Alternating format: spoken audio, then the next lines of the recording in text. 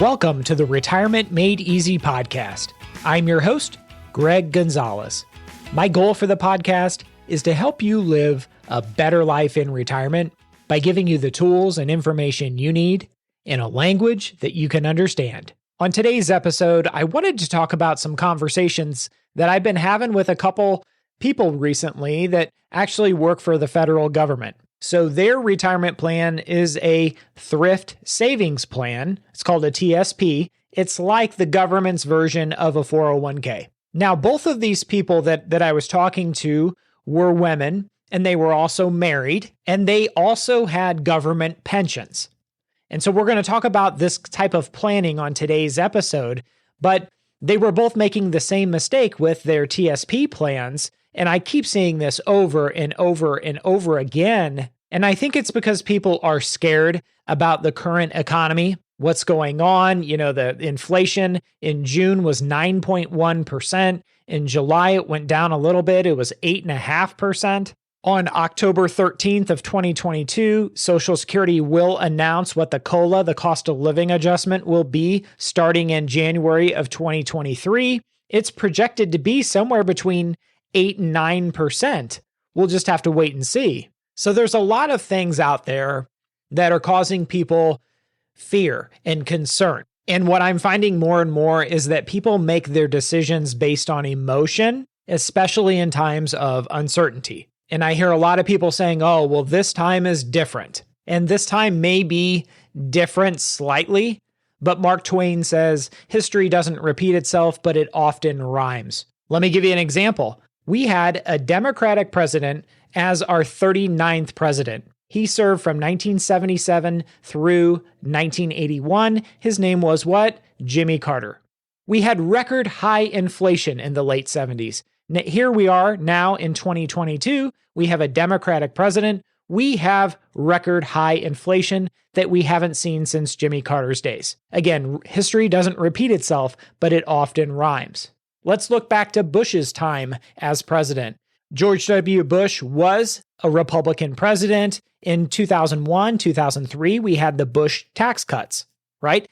Fast forward, we had a Republican president, Donald Trump, and in 2017, we had the Tax Cuts and Jobs Act, which again was a tax policy that was geared towards lower taxes. Again, Trump was a Republican. History doesn't repeat itself, but it often rhymes. So if you're one of those people that's saying, oh, these times are different, I would certainly agree as far as our society and cultural norms, those have changed. But as far as our economy and how the economy functions, what makes an economy grow, what makes an economy suffer and take us into a depression, those norms have not changed at all. And the market will always move through cycles. There'll be what's called a bull market, there'll be followed by what's called a bear market, and then it recovers. But the trend, it's always headed in one direction. And in times like this, we have to remain focused on the long-term trend. It's kind of like if you were seasick. If you ask a boat captain, how do I overcome seasickness? They'll tell you, don't sit here and look at the waves, because it'll just make you sicker and sicker. They actually tell you to focus on the horizon, because if you look ahead and focus on the horizon, it stands still, and that's how you overcome seasickness.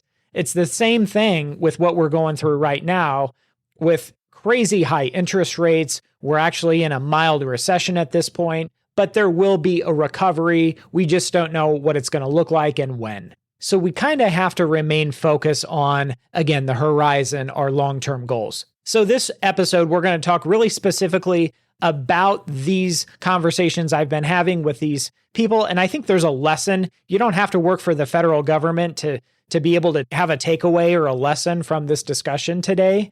But with this TSP plan, it's a very simple plan. I think a lot of people will find it interesting in the planning that we're doing for these folks. So before we get into that discussion, I wanted to remind listeners to check out our website, retirementmadeeasypodcast.com. Under the resources section, you can find my 3 steps to planning for retirement. Number 1 is the blueprint to a dream retirement. Number 2 is our budgeting tool, how much we're going to spend in retirement. And then step number 3 is your retirement action plan. Also on the website is my retirement secret sauce. You can download that right there. And then for the people that want to kind of get more personalized help, I do offer a 30-minute complimentary retirement coaching session. You'll find that on the homepage. There's a button you can click and you can get on my calendar. And lastly, I never have made a habit of asking people for reviews, but if you do enjoy our podcast, a lot of people have sent me messages and emails. Please do me a huge favor and give us a 5-star review if you enjoy our podcast. And that way other people just like you can find our Retirement Made Easy podcast. So if you're listening on iTunes or Spotify or Amazon Audible, try to give us a 5-star review. I would really appreciate it. It would make my day. All right, let's jump into this conversation. Actually, a couple different conversations. I don't know what it is, but people that work for the federal government seem to all be wanting to retire within the next 24 months. So these were some interesting conversations, and especially with federal government workers, there's two groups. Some of them are paying into Social Security, so they will have Social Security, and then they'll also have a federal government pension. Other federal government workers, they don't pay into Social Security, and therefore they will just have their federal government pension. Now, the beauty of the government pension is it does have a cost of living adjustment associated with it. So every year, depending on inflation, you do get a raise in your income. And if you've been listening to this podcast for any length of time, one of the top 3 risks to everybody's retirement is the rising cost of living. On average, if you look at CPI, which is Consumer Price Index, the cost of living goes up about 2.9% per year, or has over the past 30 years. So let's call it 3%. And my mentor in this business retired down to Florida, and he has a bunch of golfing buddies. He's in Sarasota, Florida. It is absolutely beautiful down there. If you've never been to Sarasota, I would highly recommend it. But his golfing buddies, they all retired 25, 30 years ago, and they retired on a fixed pension, and they were living on $50,000 25 or 30 years ago on this fixed pension. And guess what? Today, they're hurting. They're really, really being squeezed because they never imagined paying over $100 to fill up their car with gas. And a pension that's fixed for the rest of your life without a cost of living adjustment, that's like getting a job and never getting a raise for the next 30 years. Can you imagine that? Never getting a raise? That's what a pension is. It's like taking a fixed income into retirement where every year, everything you buy will cost more. We live in a rising cost world. So if you have a fixed income in a rising cost world for the next 30 years, guess what? Every year you have a declining purchasing power with that fixed pension. So a fixed pension is extremely dangerous if it doesn't have a cost of living adjustment associated with it. And most corporate pensions and private pensions do not have a cost of living associated with it. So however, federal government pensions do. If you work for like the state of Illinois, for example, they do have a great cost of living adjustment for pension recipients. Teachers' pensions, they do. But with the private sector, generally speaking, they don't have a cost of living adjustment associated with them. So in my opinion, they are extremely, extremely dangerous. But a pension with a rising cost of living adjustment every year, that can be extremely valuable and beneficial. So if you are lucky enough to have one of those, that's the best type of pension out there. Now, I spoke with 3 different people that were women that were going to have a government pension. They had a TSP plan, which is a Thrift Savings Plan, and their concerns were about the economy right now, about their TSP shrinking. So all 3 of them had all of their money invested in the G Fund, which is it's a mutual fund within the TSP plan. The TSP plans have a total of 15 available investment options. Now, the G Fund just happens to be probably the most conservative of all the options. It's the government's securities fund is what it's called. It's very, very conservative. It's short-term government securities is what it invests in. But if you look at the returns on this fund, the 10-year average of this fund is 1.98%. The 3-year average, meaning the last 3 years, it's averaged 1.51% per year. I'm going to repeat that. The last 3 years, this fund has averaged 1.51% per year because it's a very, very conservative G fund, Government Securities Investment Fund. This fund, of all the different investment choices in a TSP plan, this is the second biggest fund. And by biggest, I mean this is the second most popular fund. There's $210 billion in the G fund, and there's only $800 billion in assets in the entire TSP program. The federal government's the largest employer in the world, and therefore the TSP plan is the largest retirement plan in the world. So what I'm trying to say here is that $210 billion of $800 billion in the TSP plans is invested in the G fund. That's 26% of the entire TSP plan assets. And you might be saying to yourself, well, what's wrong with that? The G fund is just a conservative fund. It's the last 10 years, it's averaged 1.98%. What's the big deal? The problem is that people don't understand the real risks in retirement. And one of those, of course, is the rising cost of living. So if our money is only growing by 1.5% or 1.9%, and the cost of living this year in June, up 9.1% in June, we're falling behind. Now, every year in retirement, we're not going to have inflation like this. This is not going to continue for the next 10 years. Yes, they've already started, the Federal Reserve is starting to raise interest rates, which will get inflation under control at some point. But long-term inflation, the cost of living, is going to be somewhere between, if history is any guide, and I will argue it's the only guide that we have, inflation is going to continue to average long-term somewhere between 3 and 4%. And if we're earning 1.5% interest on our money, guess what? The purchasing power of our money is declining. So we're thinking that we're safeguarding our principal, but really our purchasing power is going down because we're not even keeping up with the rising cost of living, also known as inflation. So on this podcast, I've been trying to get this lesson across to people and tell them, please, please, please understand that the average 62-year-old non-smoking couple is projected to live 30 years.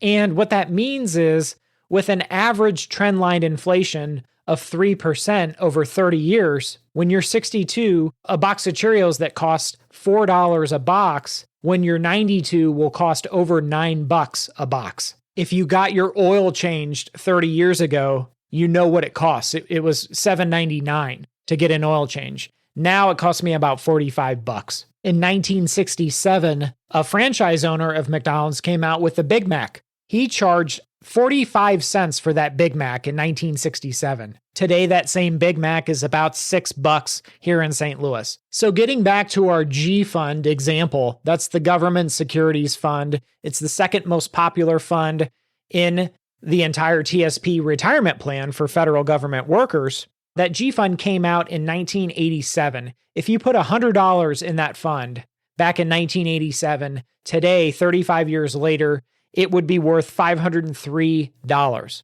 So if my math is correct, you made $403 profit. That's not too bad, you might think. But there's what's called the C fund, which is the common stock fund. This fund came out in 1988, so just a couple months later, really. And $100 put in the common stock fund grew. It would be worth today $3,370. Again, in the G fund, $100 back in 1987 is worth $503 today if you would have left it alone and let it grow. And that same $100 from 1988 until today in the C fund, the common stock index fund, would be worth $3,370 today. And that's a 35-year period. And we just talked about the average couple retires at 62. That's the most common age in this country to retire. The average American retires at 62.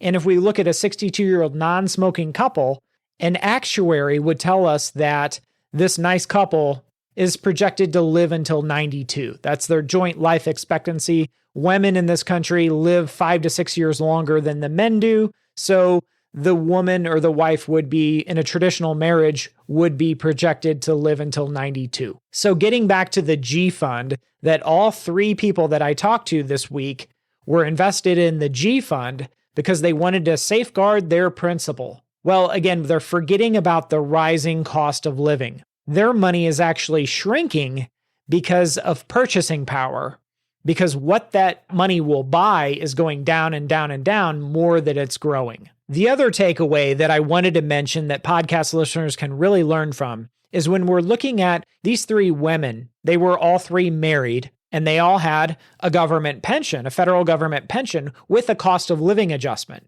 So they all have a choice to make. Do I take the single life option? Do I take the 10-year certain? Or do I take some kind of survivorship for my husband?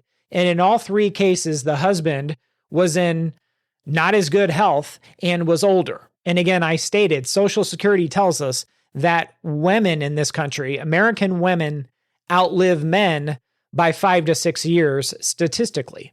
So if we know statistically that women are more likely to outlive men, and Social Security tells us that 80% of the people over 100 years old in this country are women, longevity really seems to favor women in this country. As much as us guys want to maybe beat the odds, let's look at the facts and figures here. So how do we do this pension planning? How do we look at this? Well, if the wife takes the single life option, let's say it's $2,000 a month. But if she takes the 100% survivor option, meaning if something happens to her, it would pay out the same amount to her surviving spouse for the rest of his or her life, the spouse would get $1,600 a month. What I like to do is put a little more thought into this and say, okay, women outlive men 5 to 6 years. We know in this example that the wife who has this pension happens to be 5 years younger, so she's already got 10 years on her husband. Does the survivorship option really make sense? Because that extra $400 per month reduction is for the rest of her life if she elects that. And not only that, think of the cost of living. I would rather have a cost of living adjustment going off of that $2,000 a month instead of a cost of living adjustment going off of $1,600 per month. That extra $400 a month, when you tack on inflation for the next 30 years, can really amount to a very, very wide margin of retirement lifetime income for this pension. So another strategy that some people look at is either taking the 10-year certain option or just looking at a 15-year term life insurance option that, heaven forbid, if something happened to the wife in the first 15 years of her retirement, that, yeah, the pension may stop because it was single life, but her spouse would have a tax-free death benefit from the term life insurance. And then what happens at the end of the 15 years? Well, then the term life insurance, you don't renew it because the risk all along was what happens if something happens to the wife? It's her pension in the first 15 years of retirement. Meanwhile, her monthly pension benefit of $2,000 has been growing every year by the cost of living. So we're maximizing the cost of living benefit from that pension, and therefore we're maximizing the lifetime income potential from that pension.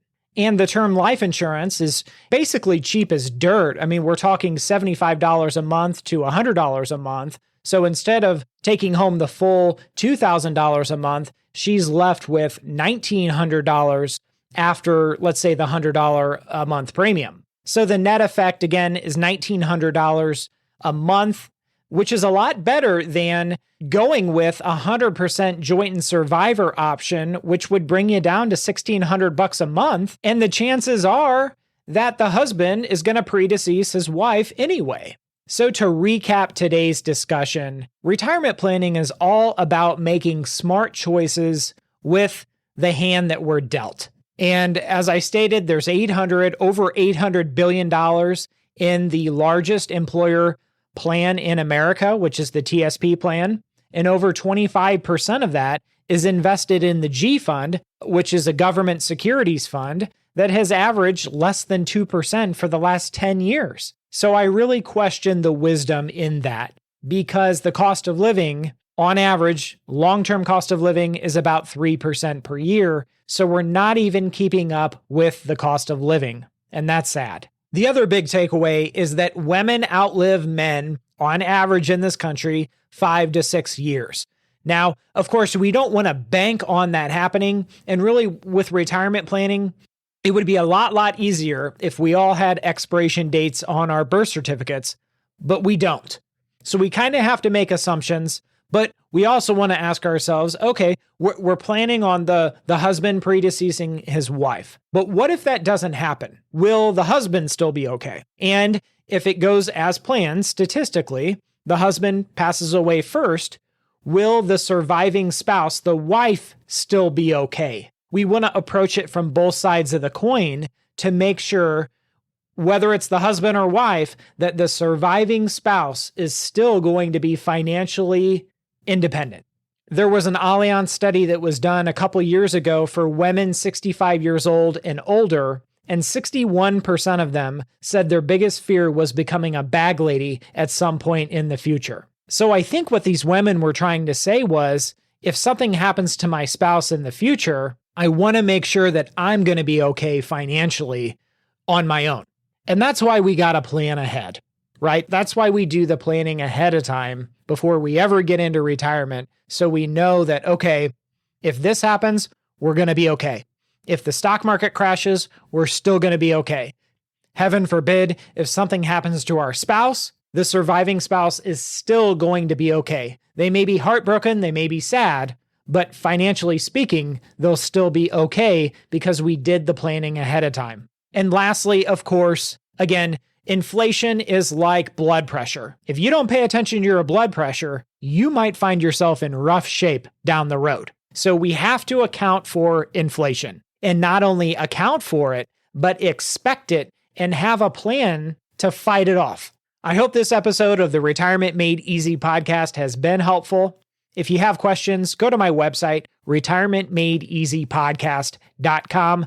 You can sign up for a 30-minute retirement coaching call. It's right there on the homepage. You can't miss it. And it links right to my calendar and talks about what we can talk about during this phone call. I'll see you next week for the next episode of the Retirement Made Easy podcast. And remember, always dream big. The opinions voiced in this material are for general information only and are not intended to provide specific advice or recommendations for any individual. To determine which investments may be appropriate for you, please consult your attorney, tax advisor, or financial advisor prior to investing. This is a hypothetical example and is not representative of any specific investment. Your results may vary. All performance referenced is historical and is no guarantee of future results. All indices mentioned are unmanaged and may not be invested into directly. The SmartVestor program is a directory of investment professionals. Neither Dave Ramsey nor SmartVestor are affiliates of St. Louis Retirement Advisors or LPL Financial. There is no guarantee that a diversified portfolio